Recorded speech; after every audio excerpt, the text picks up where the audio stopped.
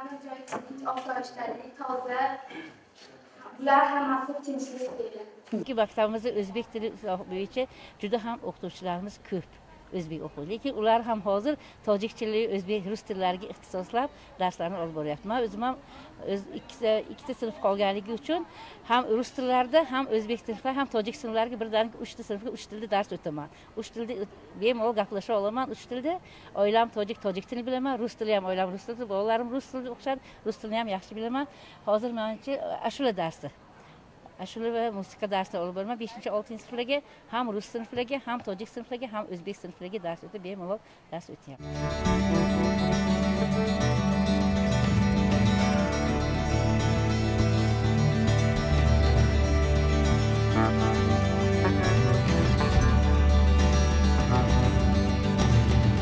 Быть в жизни сегодня невозможно успешным без хорошего образования.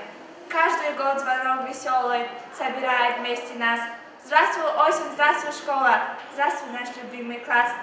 Жаль, мы не будем зря тратить время, будем учиться. Лично я люблю свою профессию. И если я говорю о детях, то я всегда говорю о них эмоционально, о своей школе эмоционально, потому что это школа, которая в черте города, мы все здесь рядышком живем, знаем родителей, они нам помогают.